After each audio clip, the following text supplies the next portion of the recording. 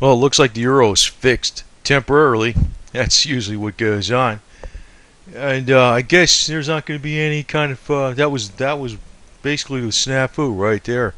That they're looking at what more details, fine details on what type of austerity measures Greece would accept, and they went ahead and everything looks like the package is going to go through, and they're going to have enough money to get them through at least the elections in April.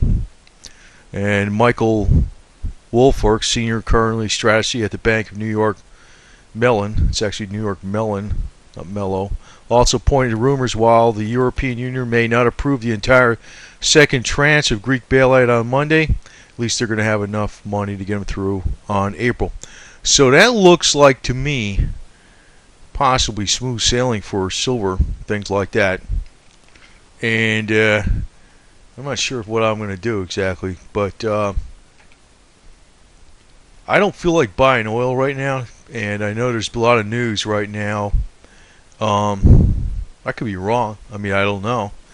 But there's a lot of news right now that is bullish for oil, but the news just flip-flops left and right. And I think the only thing that's really going to drive up oil a lot is the war with Iran. And I just don't see that coming up in the next 2 weeks or anything like that, so something could bring it down. It says crude futures popped on a euro reversal to the upside against the dollar, and the S&P 500 also rose. And U.S. crude through lagging Brent prices. This is about the Brent. Is still having a good run. Consider it was just days ago with a lot of fundamental headwind against it. And a lot of the oil problems are going on because of Iran supplying Europe. They're not supplying them, and there's also some less output coming out of the North Sea. So that's bringing up the oil prices, and also the euro news was good. Now, I want to point out, I think silver probably might be up tomorrow. The devil's metal, let's call it the devil's metal for what it is, because it is a devil. I think it's going to be up tomorrow, and I'll probably be, well, if it hits up a little bit more, I'll be out of my USLV, but we'll see what I get. If not, I'm going to hold on to it. Might be out of it Monday, because I think this stuff is going to be popping up. And I want to point out something about this Sprott fund again. You know, I kind of wonder if he's alienated some of his investors, because, you know, I picked up on this. This was like, I was talking about, you know, they had a big premium over here. And if you go back to the spreadsheet, the premium was 24.5%. That was on July 12th, right? And I'm just going to get at something here. I'm not, but I think he's already alienated some of his investors, to tell you the truth, because he kind of alienated me, you know. But I got the damn thing, so I kind of wanted the premium to go back up before I get rid of it. But I don't know. I'm almost thinking about more on USLV and things like that, or AGQ or something like that. But look for, like, you know, this is what happened. This was on Thursday, January 12th, January 12th, Thursday, and then on January 13th, Friday, SLV was actually up a little bit, and this fell, and that was in anticipation of this offering that came about, and it really fell. So this thing was up to 1522, and it should have actually went higher because silver went higher. It should have been up to like 1530, and it dropped all the way down to like 1320. You can see the volume too. Look at that, you know, spike. and actually, if you go on a daily chart, that volume was spiked first thing in the morning. So, you know, people were all ready to get back in that thing, you know, so they knew, right? Now, you know, I'm going to point out the so-called evil SLV. Now, you look at the performance here. This was 1458 for the beginning of the year. Now it's down at 1410, right? I believe that's 10. I can't read it, but I think it says 10. And so it's down from the beginning of the year to current as we speak, which is February 16, 2012. And look at the iShares. The iShares are up quite a bit. And you know, that really does annoy me. And I think that a lot of investors are annoyed by this because I'm looking at this premium. It went from 24.5% down to 9.1% when he did the offering. It's like a big slam. That's what brought down the price. Then I'm checking it every day. It's, 7.24%, 7.34%. Now today it's down below 7%, so it's even dropping more. So, I wonder if people are just getting the hell out of it and getting into something else. It makes me wonder. It makes me wonder. Now, that's not definite proof. I would personally like to get out of it at a higher premium, but I'm also thinking, if silver goes up to even $40, I mean, what do you want? Do you want this or do you want USLV? Really? If it goes up to $40, you doubled your money on a USLV if it goes up quickly. And you're not going to double your money with this thing, that's for sure. I know everything's a risk, and I'm not saying, but this thing isn't too cool, to tell you the truth. I don't like it. And, I've listened to Max Keiser. He was one of the, he described this guy as one of the silver vigilantes and all this type of stuff like that. And, the more I'm thinking about these things, it's, I don't want to put too much negativity in here because I got to think this way though. I got to think this way a little bit. Well, Max Keiser, he calls, like when everything was going up, he was calling $400 an ounce. And I realized that was, not going to happen in 2011. It was like the ultimate price.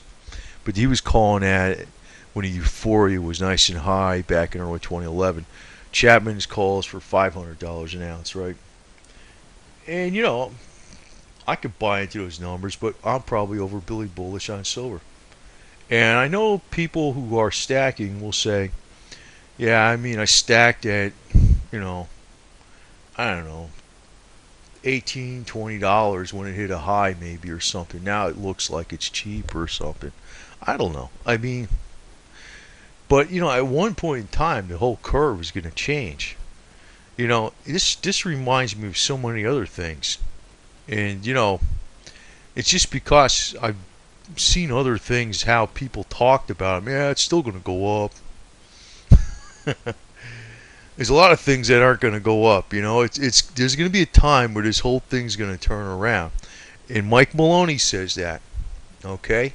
He says that. Now, I'm not saying it's coming up next week or this year. It's not even going to come up this year.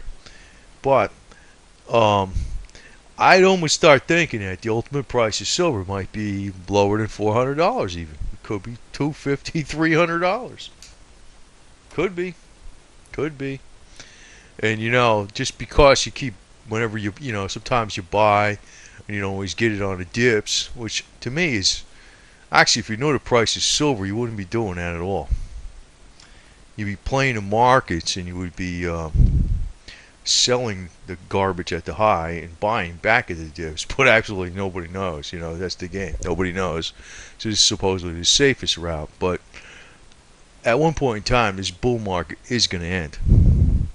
And I don't think they're going to come out, and just being bluntly honest here, because, you can go like on a lot of different flagship publications. And I showed you that one about the foreign affairs, how they're calling for an attack on Iran. They just say it, You don't need Lindsey Williams to tell you this. They say it right there, right? They talk about, the European Union. There's just a lot of force behind the European Union. It's going to stay together. There's going to be crises. That's why I know it's not going to fall apart. This is all contrived crises. And I think they play it up and down because, the very inside guys know what's going on, so they really make out on these markets. So if you're the first guy that knows what the news is going to come out, you make out like crazy. You can't lose. But I think that when his silver hits his top, it's going to hit a top, and it's not going to be like we are going to be in Nirvana or something like that, and everybody's going to be on a gold standard and all this stuff. I don't think so. I tell you the truth, I think it's going to be an electronic standard. As much as people hate that, I know that's like in a religion thing too, where they got the evil one world government is controlled buy this, computers, and everybody has a chip, and the market of beast and all that stuff. Well, I don't know about that, but I could tell you one thing. That's what they're going to go ahead and do. So if you turn your silver in, you're probably going to be turning in for electrons. So I don't know. I don't know about all this stuff. So I think that, some of these people got some pie in the sky dreams about what's going to happen. I don't think it's going to be too good, to tell you the truth. So I think the best way to get ahead is to beat these markets. And for now, I think it is pretty safe. And I'm pretty heavy in this PSLV, but I'm not liking it too much now that I'm looking at this. But this guy might be good enough to pump up this premium again, because there's a lot of people out there saying, yeah, Sprot's a silver vigilante. He's got physical silver. This SLV don't have silver and all this stuff. But, SLV's going up a hell of a lot better this year so far than Sprot's fund is. And that's looking, I don't like that. The whole situation changed when he did this offering, and he could do more offerings. I don't like that at all. So, but I think for now, it looks like over the next, this Euro situation is going to be okay. Now, that's not the only curveball that can come up. I mean, come up with stats about there's a slowdown in China, or some garbage like that. But the euro has been one of the things that's been scaring the heck out of everybody about there's going to be a big crash. And you noticed on Alex Jones how they pumped that stuff up left and right. I don't know what that guy's about, if he's just looking for every conspiracy there is, but he's I'm going to tell you right now, I think he